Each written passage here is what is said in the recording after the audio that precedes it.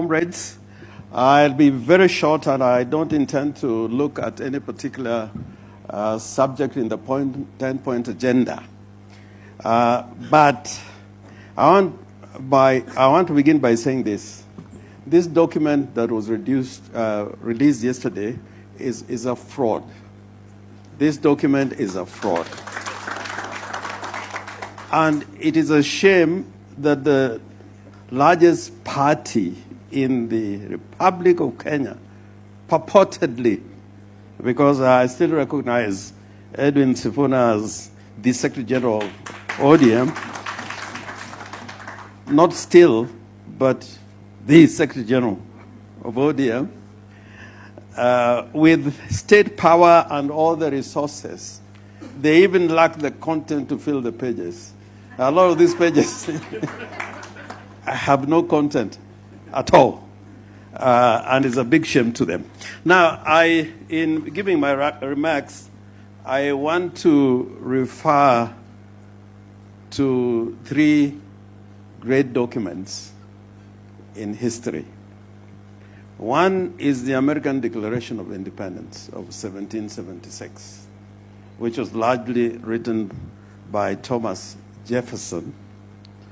And the other document, which was written 13 years later, is the Declaration of the Rights of Man, which was drafted by a famous Frenchman, Lafayette, but with some assistance from Thomas Jefferson. And thirdly is the Kenyan Constitution. These are three great documents, and in a moment I'll tell you why I'm referring to these documents. If you look at what has happened to the 10-point agenda, you ask the question, what is to be done? I think essentially this is a question that we must confront. Now, the 10-point agenda, in my view, was a ceasefire document. It was written at a time when Kenyans were out demanding for their rights, and the youth particularly were out demanding their rights in the context of what was happening in Kenya at that time. And then came the NADCO report and the 10-point agenda. It was a ceasefire document. It was telling Kenyans, hold fire. And we're holding fire for this 10-point agenda to be implemented. And you've been given a record of the implementation of the 10-point agenda, and I agree with many who have spoken before. I will give them also -1. I think that's, I agree with Babu. I agree with Babu on that one. Now, in the Declaration of Independence, which was written in 1776 by Thomas Jefferson, he brought in the notion, and America was being created as as a democracy. And in that document, he wrote in plain English words that rebellion is justified if there's contempt for the rights of the people, that a people are right, to go to rebellion when their rights were violated. The same thing with the Declaration of Rights of Man, and he said, if I may just read something in this, lawyer Firoz Norji used to like quoting this particular verse in the Declaration of the Rights of Man, written in the year 1789. And this was written by the National Assembly that was convened in 1789. The representatives of the people of France formed into a National Assembly, considering that ignorance, forgetfulness, and I emphasize the word forgetfulness, or contempt of the rights of man are the sole causes of public misfortunes and corruptions of governance. Now, if you look at these two documents, they have a resemblance in terms of content to the preamble to the Kenyan Constitution, to the Kenyan Constitution. And the Kenyan Constitution talks about we the people. We the people. Now, the big problem in Kenya is about the presidency. If you look at the 10-point agenda, the major complaint is about the institution of the presidency. We have in Kenya today an imperial presidency. That's why there's a lot of complaints about abuse of power, extrajudicial killing, abductions,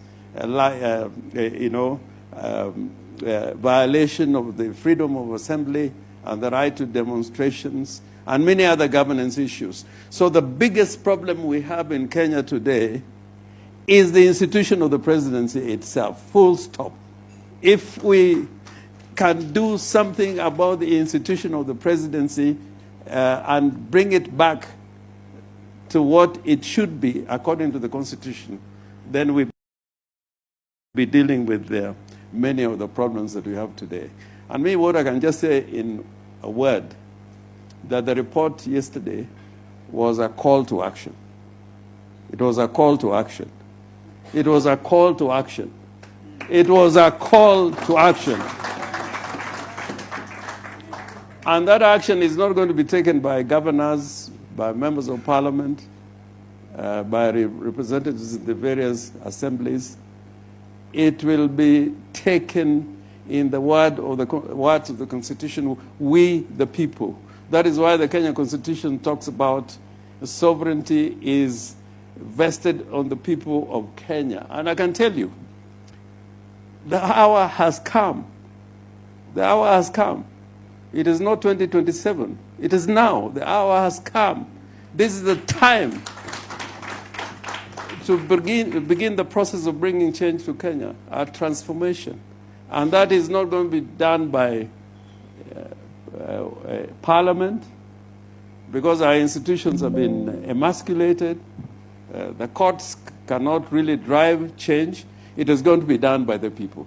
So the only advice I can give, and I'm prepared for this, and when I sleep, I'm very comfortable in my mind that Kenyans must come out now, not next year, not tomorrow, not next week, to claim their country together. If it takes another month, another 6 months, it will be more difficult. And I can tell you, when the people are united together, nothing can stop us from achieving our goals. So I plead with you that in the first phase, we must recapture the party called ODM. This is the first phase of the struggle.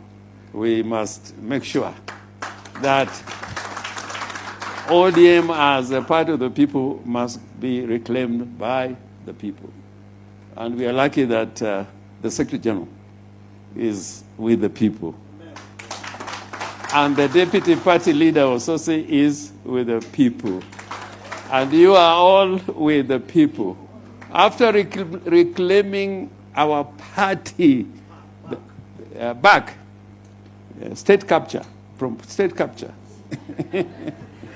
the second stage is to begin organizing. Because the ceasefire is over. The ceasefire is over. And I can tell you there is no way we can have free and fair elections until people come out en masse to determine what type of elections we're going to have. If you leave it to Kasongo the way I see it, and with the constitution of IEBC, it will still be lamentations next year. So the hour has come, the time is now. Let us go out and reclaim our country back. Thank you very much.